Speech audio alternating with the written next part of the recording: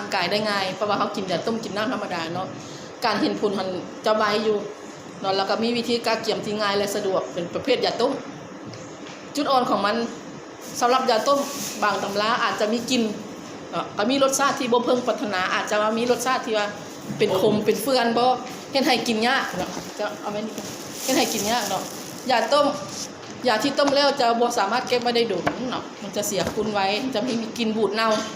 จะเห็นให้เกิดการปนเปื้อนของเชื้อจุลินทรีย์และเชื้อราได้ง่ายแต่สั้นเวลาจุดอ่อนของยาต้มนี่สั้นเขาจะต้มกินแบบมื้อนึงเขากินแล้วก็ทิ้งเลยเนาะแล้วก็ต้มหม้อใหม่เขาบ่จำเป็นที่ว่า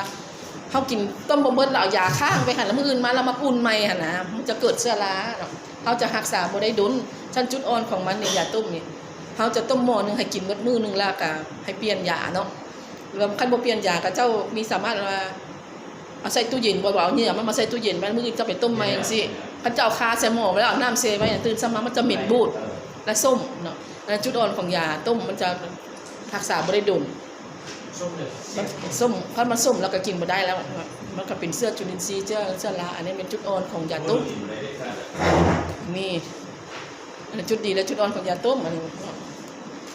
นี่ขั้นตอนการปรุงแต่งยาต้มมันจะมีเป๊ะขั้นตอนจังซี่แต่ว่าอันเฮาเบิ่งว่ามันคือง่ายเนาะเวลาเฮามาค่อนเป็นบทเรียนนะคะต้องได้เว้าละเอียดเบิดขั้นตอนยาต้มเฮาฟักแล้วมาซอยแล้วมาใส่ถุงแต่เบิ่งอยู่หั่นค่ะเบิ่งมาเรียงออกมายังบ่ทันได้เข้าใจการกาเกี่ยมยาพื้นเมืองที่ว่าเฮาจะเอามาให้เป็นยาต้มซุ่มนึงนี่ได้ยาซุ่มนี้ได้จะมีจักชนิดอยู่ในนี่แม่นบ่คือมี16ชนิดกัน16ชนิดนี่เจ้าบ่สามารถไปเอามื้อนึง2มื้อได้เนาะท่านเจ้าจะเอามาไว้แล้วเจ้าจะมาฟักแล้วเจ้าเอามาตากแดดแล้วเจ้าเก็บเมี่ยนวันนี้การเลือกไส้หม้อต้มยาคือกัน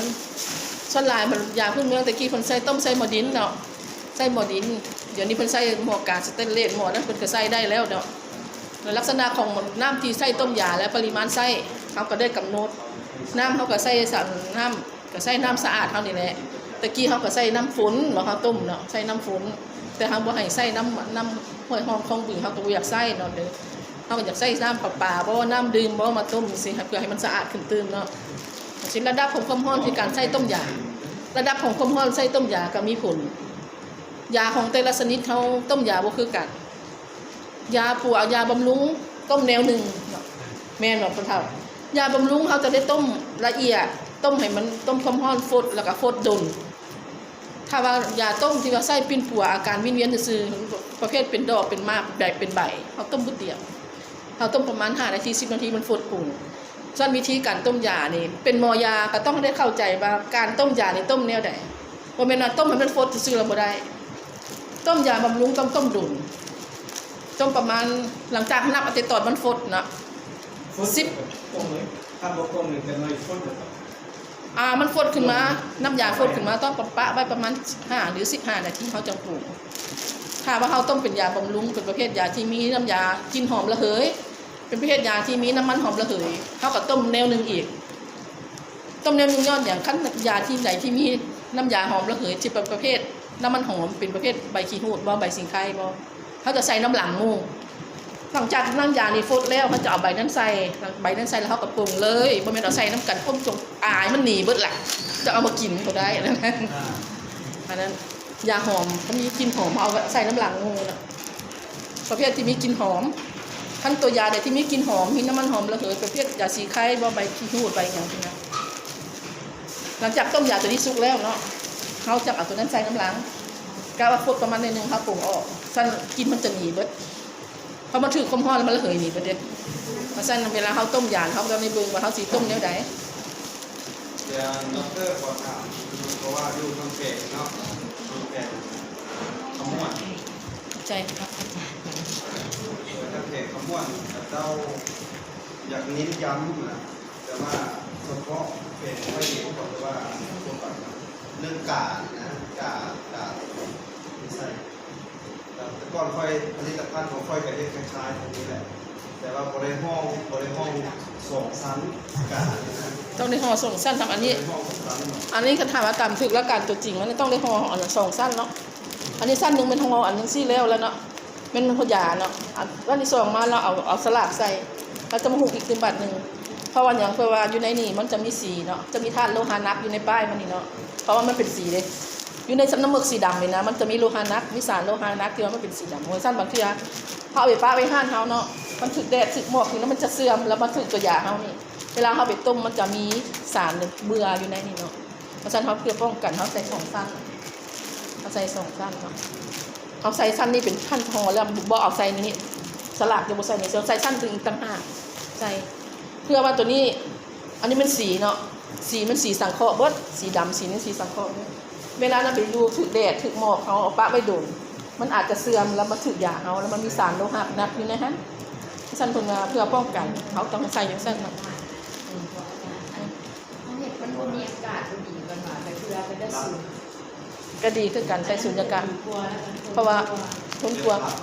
เอาแล้วประเภทนี้พักเลยกลับเลยดูดสูดอากาศแล้วจะแห้งเลยมันจะอันนั้นจะมีเพราะว่าห้องเงินขายเขาบ่คือกันเขาสามารถขายได้ตัวนี้บางคนก็ของเงินขายใส่สุญญากาศยังบ่ทันมีนะเขาไปใส่แต่ว่าเครื่องสุญญากาศก็บ่แพงหรอกคืออันละ 2-3,000 บาทบ่พอก็มีเนาะมีอันน้อย แสนห้าไปนี่กาเลย อันน้อยๆก็มีอันซ้ำนี่ก็มี ซ้ำนี่ของพวกแก้วมันจะแปรลงอีกเวลามันมีอากาศออกแล้วพวกแก้วก็อ่อนกานี่เอาข้างหน้าแล้วก็น่าจะเอาถุงออก อันนี้เขายังเป็นปฐมฐานอยู่ยังใส่ได้อยู่ในโรงพยาบาลเขายังใส่ยังซีอยู่ เครื่องแน่ บ่ใหญ่นะน้อยๆอันนี้เป็นบทเรียนอันนี้เบิ่งเรื่องบทเรียนเฮาเนาะตัวอย่างเป็นน้ำมันในการเก็บรักษายาต้มการเรื่องต้มเสื้อของเรื่องยาต้มอันนี้ก็เป็นอันขั้นตอนการปรุงแต่งของมันเด้เพิ่นว่าระดับความร้อนที่ใช้ในการต้มยาก็มีความหมายเนาะตอนเริ่มต้นต้มให้ใช้ไฟขนาดกลางต้มให้ฟดเนาะเพื่อน้ำยาฟดให้ใช้ไฟอ่อนลงถามว่าน้ำยามันเริ่มฟดแล้วคอยอ่อนไฟลงขนาดของการต้มยาต้องมันเบิ่งแล้วอย่าคนอย่างสม่ำเสมอเพื่ออย่าบ่ให้มันติดก้นหม้อเนาะอันนี้มันยาทั่วไปที่เขาเคยใส่ผ่านมากับพ่อแม่เขาพาต้มกับต้มไปผ่านแล้วมันฟดมันอายออกฟดผ่านแล้วก็เอาออกมาใส่โลดเนาะแต่ว่าเนี่ยเขามาเบิ่งมาหลังจากที่เขาต้มแล้วเขาจะอ่อนไฟลงบ่สิเฮ็ดจังได๋เพื่อว่าบ่ให้ยามันถือความร้อนหลายเนาะวันนี้ระยะการต้มยาเนาะระยะการต้มยาก็เป็นปัจจัยสำคัญที่มีประสิทธิภาพแห่งยาดีขึ้นเนาะถ้าในตำรายาเป็นวัตถุดิบที่มีกลิ่นน้ำมันหอมระเหยอยู่เส้นขิงกระวานกระปูนว่านไผ่ก็ไม่ถูกใบกะเพราอะไรอื่นๆต้องต้มน้ำให้ฟดก่อนถ้าว่ายาตัวยาที่